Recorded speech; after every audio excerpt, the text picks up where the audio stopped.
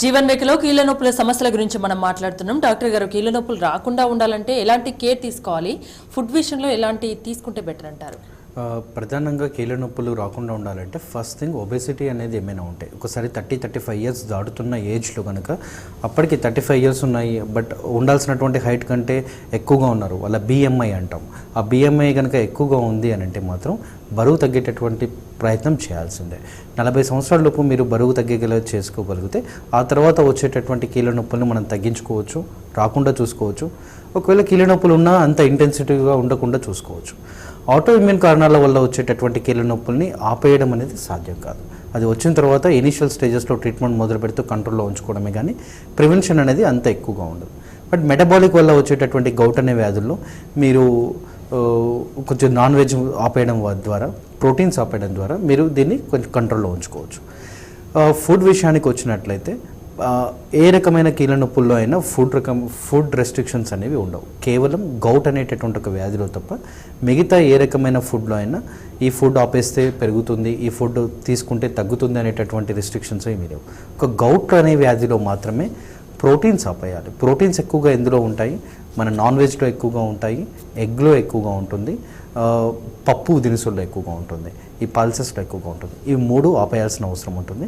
మిగతా ఫుడ్ అంతా రెగ్యులర్గా తీసుకోవచ్చు. కాల్ రిసీవ్ చేసుకుందామండి. శోభారాణి సిద్దిపేట నుండి. శోభారాణి గారు మాట్లాడండి. హలో, మాట్లాడండి మేడం. మా అత్తమ్మకు చెప్పండి. ఇది క్యాన్సర్ అటాక్ అయిందండి. ఓకే, చెప్తాను. అయితే ఏమైతుందంటే ఇప్పుడు కీమోథెరపీ చేయమని చెప్పింది డాక్టర్ గారు. ఓకే, అయితే ఇప్పుడు మరి చేస్తే మెడిసిన్స్ తెలుసుకున్నావా? ఏంటండి, ఒకసారి రిపీట్ చేయగలరా? వాయిస్ బ్రేక్ అవుతుంది. మేడం, ఇది మా అత్తమ్మకు ఓకే, కీమోథెరపీ జరుగుతుంది. క్యాన్సర్ అటాక్ అయింది మేడం. అదే అర్థమైంది. తర్వాత ఏదో చెప్పారు. కీమోథెరపీ చేయించమంటారు. ఓకే, అయితే అది చేస్తే అది బాగుంటుందా లేకపోతే మెడిసిన్ ద్వారా క్యూర్ అవుతుందా అడుగుతామని. ఓకే ఓకే, డాక్టర్ ఆన్సర్ ఇస్తారు. కాకపోతే ఈ ప్రోగ్రామ్ ఈరోజు కీళ్ళ నొప్పుల సమస్యల గురించి, దయచేసి కాలర్స్ దీని గురించే కాల్ చేయాలి. ఓకే, సో కీమోథెరపీ జరిగేటటువంటి కండిషన్ ఉన్నప్పుడు కీమోథెరపీ చేయించాలి. మీరు మందులతో తగ్గుతుందా అన్నారు, అంటే కీమోథెరపీ అంటేనే మందులు ఇవ్వడం. రేడియోథెరపీ అంటే మీకు రేడియేషన్ ఇస్తారు, అది మందు కాదు, అంటే అది ఒక థెరపీ. రేడియేషన్ థెరపీ అనేది ఉంటుంది. సో కీమోథెరపీలో మీకు కేవలం మెడిసిన్స్ ఇవ్వడం జరుగుతుంది. అంటే మీ క్యాన్సర్ ఏది ఎక్కడ ఉంది అనేది తెలీదు. సో బట్ కీమోథెరపీ జరగాల్సినటువంటి కండిషన్ ఉన్నప్పుడు రిస్క్ తీసుకోకుండా కీమోథెరపీ చేయించి తర్వాత ప్రోగ్నోసిస్ గురించి ఆలోచించడం బెటర్. కాల్ రిసీవ్ చేసుకుందామండి. మస్తాన్ కడప నుండి. మస్తాన్ గారు మాట్లాడండి. హలో, నమస్తే అండి. చెప్పండి మస్తాన్ గారు. నమస్తే అండి. నమస్తే మస్తాన్ గారు, మీరు టీవీ వాల్యూమ్ ముందుకు తగ్గించి మాట్లాడండి, అప్పుడు మీ వాయిస్ మీకు క్లియర్ గా ఉంటుంది, డాక్టర్ ఆన్సర్ మీకు క్లియర్ గా వినిపిస్తుంది. Okay, thank you madam. Sir, మా మిస్సెస్ వచ్చేసి 26 ఇయర్స్. హలో, ఓకే, ఆమె వెయిట్ వచ్చేసి 63.8 అండి. ఓకే, ఆమె వచ్చేసి మామూలుగా మార్నింగ్ నుంచి ఈవినింగ్ వరకు ఒక స్కూల్లో పనిచేస్తారు. అంటే పూర్తిని అంటే ఆ స్కూల్ అడ్మినిస్ట్రేషన్ లో పనిచేస్తారు. ఓకే, ఆమె బయట వచ్చేటప్పటికి మోకాలు విపరీతంగా వాస్తున్నాయి.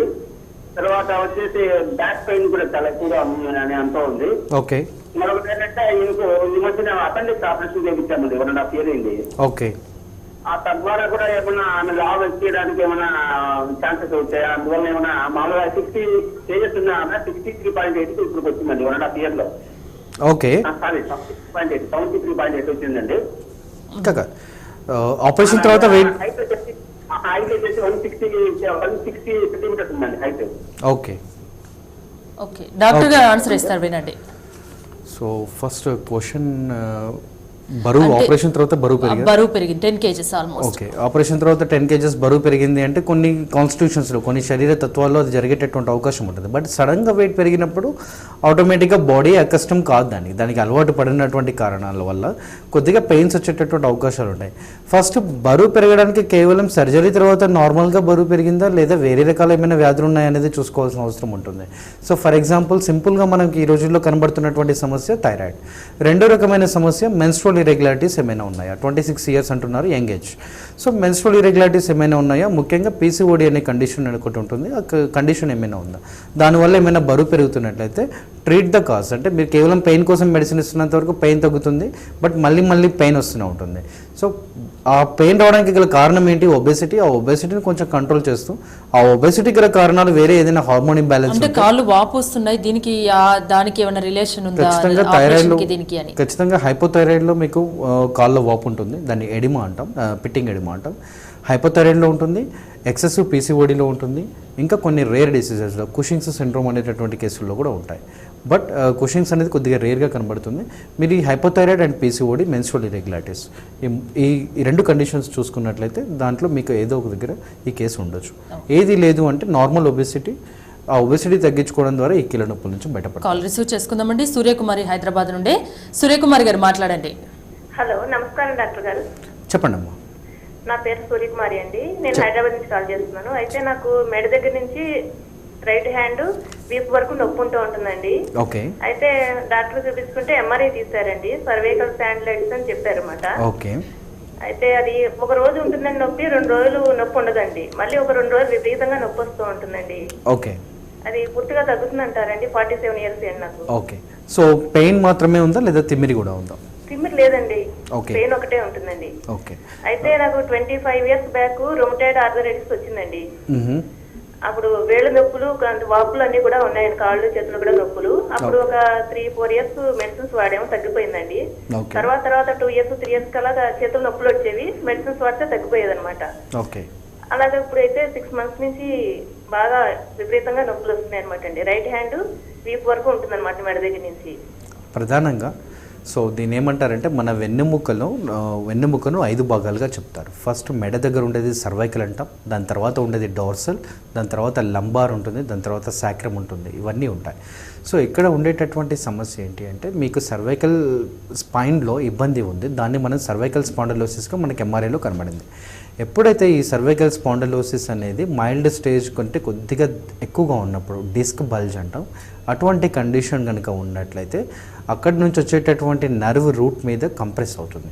ఆ నర్వ్ని కంప్రెస్ చేయడం ద్వారా ఆ నర్వ్ మన శరీరంలో ఏ భాగానికైతే నర్వస్ సిస్టమ్ని సప్లై చేస్తుందో ఆ భాగం వరకు పెయిన్ ఉంటుంది, ఆ భాగం వరకు కొద్దిగా స్పర్శ కోల్పోయిన ఫీలింగ్ ఉంటుంది. ఇంకా ఎక్సెసివ్ స్టేజెస్లో ఏముంటుందంటే కొద్దిగా స్పర్శ ఆల్టర్డ్ సెన్సేషన్ అంటాం, ఆ స్పర్శ తక్కువగా ఉన్న ఫీలింగ్ ఉంటుంది. దాంతోపాటుగా కొంచెం తిమ్మిర్లు రావచ్చు, ఇంకొంతమందికి కొన్ని అబ్నార్మల్ సెన్సేషన్స్, కొంచెం మంటలాగా ఉండొచ్చు. సో ఇది సర్వైకల్ స్పాండిలోసిస్ ఏ స్టేజ్లో ఉందనే దాని మీద, ఏ కంప్లైంట్ ఉందనేది ఆధారపడి ఉంటుంది. సో ఈ స్టేజ్ని మనం హోమియోపతి మెడిసిన్ ద్వారా, మీకు మెడ దగ్గర నొప్పి ఉంటుంది, దాంతోపాటుగా చేతి వరకు లాగుతూ ఉంటుంది, ఇది ప్యూర్లీ సర్వైకల్ స్పాండిలోసిస్. దీన్ని హోమియోపతి మెడిసిన్ ద్వారా పూర్తిగా సెట్ చేయొచ్చు. మినిమం ఒక 5 నుంచి 6 నెలల పాటు రెగ్యులర్గా మెడిసిన్ వాడుకోవాల్సి ఉంటుంది. ఈ ప్రాబ్లం అంత పెద్ద ఇబ్బంది లేకుండా హోమియోపతి ద్వారా సాల్వ్ చేయొచ్చు. ఇంకోటి జాయింట్ రీప్లేస్మెంట్ గురించి ఏమంటారు? జాయింట్ రిప్లేస్మెంట్ అంటే ఇప్పుడు ప్రధానంగా మనం చూస్తున్నాం మోకాళ్ళ మార్పిడి శస్త్రచికిత్స అంటున్నారు, నీ జాయింట్ రిప్లేస్మెంట్. ఈ నీ జాయింట్ రిప్లేస్మెంట్ అనేది ఎవరికి చేస్తారు అంటే ఎప్పుడైతే 65-70 ఇయర్స్ లేదా మోర్ దాన్ 60 ఇయర్స్లోనే చేస్తారు, కానీ చిన్న ఏజ్లో చేయడం జరగదు. ఎవరిలో అయితే కార్టిలేజ్ బాగా అరిగిపోయిందో, ఎవరిలో అయితే కార్టిలేజ్ అసలు లేదు, విపరీతమైనటువంటి నొప్పి ఉంది, ది సేమ్ టైం వాళ్ళకు ఒబెసిటీ ఉందో, ఇటువంటి వాళ్ళకు జాయింట్ రిప్లేస్మెంట్స్ చేస్తున్నారు. బట్ మేము చెప్పేది ఏంటంటే హోమియోపతి మెడిసిన్ ద్వారా ఈ జాయింట్ రిప్లేస్మెంట్ చేయాల్సిన అవసరాన్ని తగ్గించవచ్చు, మ్యాక్సిమం తగ్గించవచ్చు. ఇప్పుడు మేము 100% చేయగలుగుతామని చెప్పం, కానీ బట్ సాధ్యమైన కేసుల్లో జాయింట్ రిప్లేస్మెంట్ తగ్గించవచ్చు. ఒక పని చేయొచ్చు, హోమియోపతి మెడిసిన్ తీసుకొని హోమియోపతి మెడిసిన్ కూడా ఫెయిల్ అయితే మీరు జాయింట్ రిప్లేస్మెంట్ గురించి ఆలోచించవచ్చు. ఎందుకంటే హోమియోపతిలో కార్టిలేజ్ ఏదైతే మనకు ఆపరేషన్ చేస్తూ జాయింట్ రిప్లేస్మెంట్లో ఏం చేస్తారంటే పైన ఉండే ఎముకకు థై బోన్ అంటే ఫీమర్ అంటాం, కింద ఉండేది టిబియా లెగ్ బోన్, ఈ 2 బోన్స్కి కొంచెం స్టీల్ అనేది జాయింట్ లాగా పెట్టి వాటి మధ్యలో ఒక ప్లాస్టిక్ మెటీరియల్ పెడతారు. సో ఈ ప్లాస్టిక్ అనేది యాక్చువల్గా కీ పాయింట్. ప్లాస్టిక్ ఎన్ని రోజులు ఉంటుందో మీ జాయింట్ అన్ని రోజులు బాగుంటుంది. రాను ప్లాస్టిక్ అరిగిపోతే కూడా మళ్ళీ పెయిన్స్ అనేది మొదలవుతుంది. కాకపోతే 60 ఇయర్స్లో 65 ఇయర్స్లో చేస్తారు కాబట్టి అది అరగడానికి ఒక 10 ఇయర్స్ టైం పట్టినా మీకు ఆ టైంకి పెద్దగా ఇబ్బంది ఏమీ ఉండదు.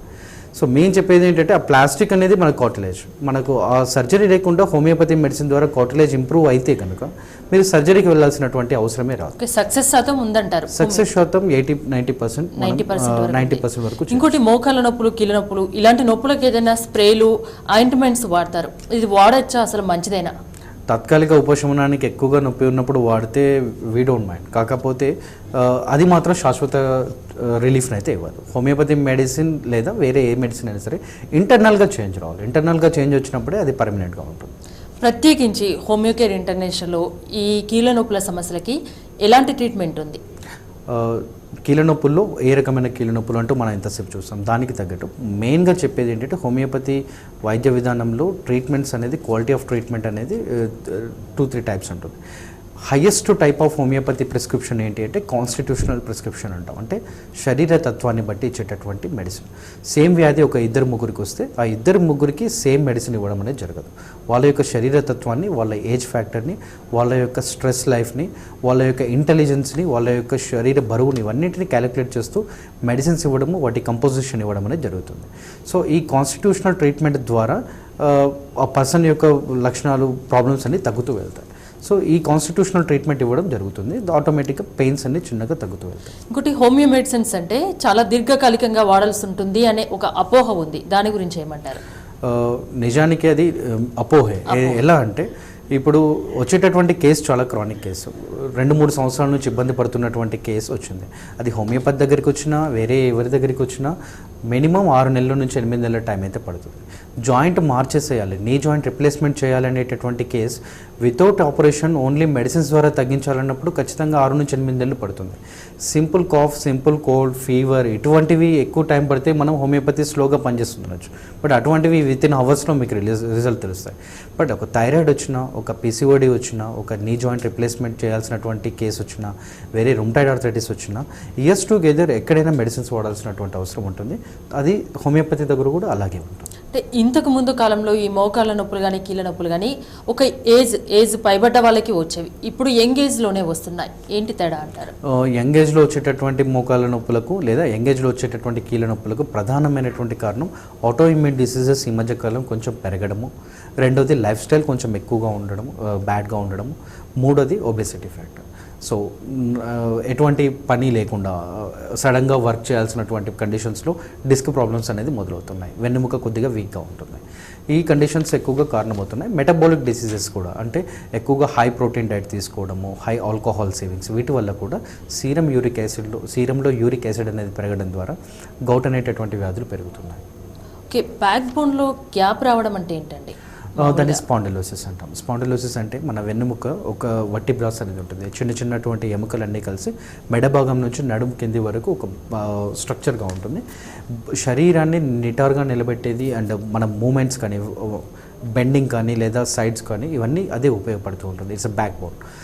సో ఎప్పుడైతే దాని మధ్యలో ఉండాల్సినంత గ్యాప్ మెయింటైన్ కాకుండా గ్యాప్ తగ్గిపోవడము, లేదా మధ్యలో ఉండేటటువంటి 2 ఎముకల మధ్యలో డిస్క్ అనేది ఉంటుంది. ఆ డిస్క్ అనేది కొద్దిగా స్పాంజ్ మెటీరియల్ లాగా ఉంటుంది. ఇది ఏం చేస్తుందంటే ఆ బోన్కి దెబ్బ తగలకుండా ఒక షాక్ అబ్జర్బర్ లాగా పనిచేస్తుంది. ఎప్పుడైనా మనం దూకినా, ఏదైనా దెబ్బ తగిలినా, లేదా వేసేటటువంటి ప్రతి అడుగులో వైబ్రేషన్స్, మన కాలు భూమి మీద అడుగు వేసినప్పుడు వైబ్రేషన్స్ అనేది ట్రాన్స్మిట్ అవుతున్నప్పుడు ఒక షాక్ అబ్జర్బర్ లాగా పనిచేస్తుంది. ఎప్పుడైతే దీంట్లో ప్రాబ్లం వచ్చి కొద్దిగా సైడ్కు జరిగినా, లేదా దీంట్లో వాపు వచ్చిన డిస్క్ బల్జ్ అంటాం, ఆ గ్యాప్ అనేది పెరుగుతుంది. సో దీనివల్ల సమస్యలు వస్తాయి. ఓకే, థ్యాంక్ యూ అరుణ్ గారు, చాలా వివరాలు మాకు అందించారు. Thanks for coming. ఇది ఇవాల్టి జీవనరేఖ. రేపటి కార్యక్రమంలో కలుద్దాం. చూస్తూనే ఉండండి TV1.